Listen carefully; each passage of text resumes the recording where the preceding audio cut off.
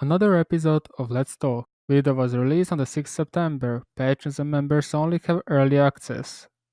So to remind, this will be my 2 cents of ranking solo queue operators, starting off with attack. Subtitles are available. So before we start, picking solo queue operator is mostly down to preference. However, since solo queue is mostly about the fragging, the main reason why an X operator belongs to Y category will be based on their gun power and ability. When I mean solo queue, I mean when you cannot rely on your team or you don't know if you can rely on them. Likewise on the first round of the match. If you can rely on your teammates, then you're no longer solo queuing but you're already playing as a team in the game. With that being said, let's talk a bit more of reasons behind each category.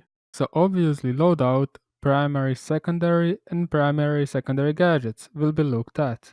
Also how important your role as a team is there. We'll talk about that more in a solo queue video. The lesser important role you have for the team, the better. Obviously, maps are also dependent on the solo queue picks. Two final things before the video is, since S is considered as the best tier, we will have only 3 operators there. With a similar reason, we will have 3 operators in the D. Operators from S to B are all viable to solo queue. C are situational, usually not recommended, and D are not recommended. Before you burn me off in the comment section, check the reason after the list. Let's finally start. S tier: Maverick, Nomad, Jackal. A tier: Sledge, Zofia, Hibana, Dokkaebi, Gridlock. B tier: Capitao, Twitch, Ying, Ash, Buck, Blitz, IQ, Thatcher, Amaru. C tier: Termite, Lion, Finka, Fuse, Nock. And D tier: Monty, Glass, Blackbeard. Reasons: S tier: Maverick. Maverick is one-man army. He is free speed, that means he has the ability to make your opponents triggered when you are crouching. He has utility needed for the team, in case team lacks of a hard breacher. He can also very silently go through any of the barricades and has great guns. Nomad. Nomad is a really good solo queue operator because her gadget. Her gadget stops every possible flank. Therefore, to do a play, you don't need to worry about your flanks. What is the most important thing to worry about when you're an attacker? She has average guns and she's also very useful to the team. Jackal. There is a reason why Jackal is currently a must-ban operator in the ranked, because he is too easy and too powerful. He forces any defender that he scans to move back to the side or to die. Either way you accomplish map control. He also brings shotgun and smoke grenades, which are probably the most important team-based secondary stuff. PTW or C7E with buff, you will be very deadly. A tier Sledge. Sledge brings versatility. You can be a fragger or a refragger. He has long and short CQB guns, frag grenades if needed, and also soft vertical destruction. If you don't know how to pick, it's Sledge. Zofia. I have put Zofia in A tier mostly because of her concussion mines that detect any defender if nearby. Very powerful when quickly checking if there are roamers.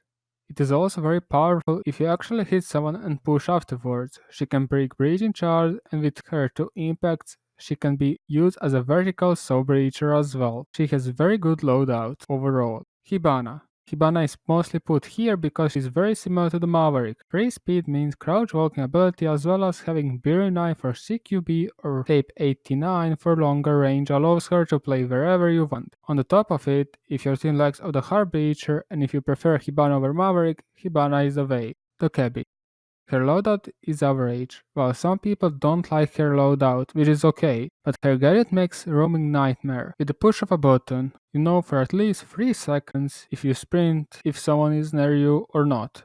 You can use that phone bus to sneak your way in and pre-fire any defender in the side or off the side. She's very powerful. Gridlock. Gridlock is a very similar operator to Nomad when it comes to solo queue. Trax allows her not to worry as much for the flanks, not as good as Nomad's air jab, but her loadout is way better than Nomad. Gridlock also brings shotgun and smokes, so she's always a good pick. Some pro league teams even play her as a fragger, even if she's just 1 speed. B tier, Capitao. Capito's role for a team is huge, he's essential to get map control. However, since he can't get map control, you can use that favor to yourself to get yourself map control. Twitch. Most of the operators in S and A tier have gadgets that allow them to play more versatile, whereas Twitch shines only in her F2. That's not a small only. She's a very good fragger, one of the best, if you know how to F2. F2 is alive, by the way.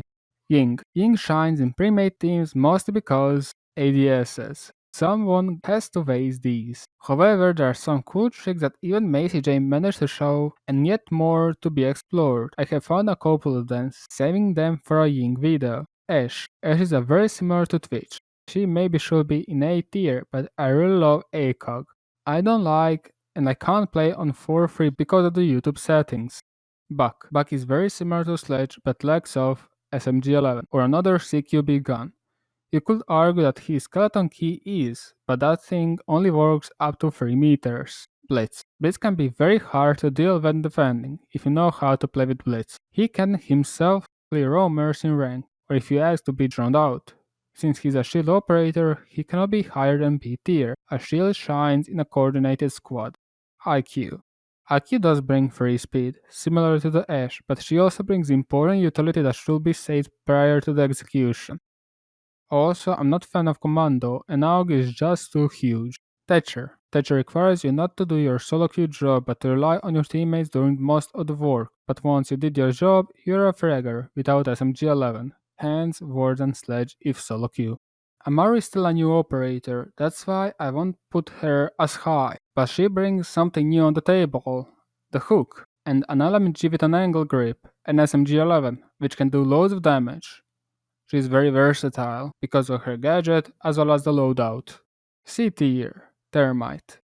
They do call him Fragmite once he opens the vault, but I'm pretty sure that he will be better with another rifle when solo queue.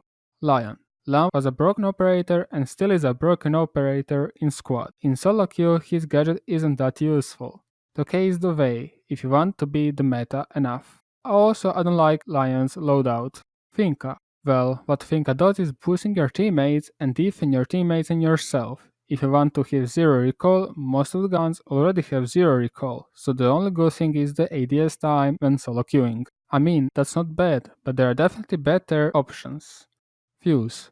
Fuse has a great primary weapon, AK-12. However, his gadget requires teammates, and is kind of replaceable with Sledge, Zofia, and Buck at some point. He also is 1 speed. If you like AK-12, I'm here to stop you using him, but other than that, you will have a better option. Nock. Nock doesn't bring anything useful to your team. She's actually made to be a selfish operator, so she should be theoretically be at least at A tier, but that's not how it works. Want to be quiet, free speed, crouch. All what she does is that you are invisible from the cameras, which can additionally build you even some bad habits.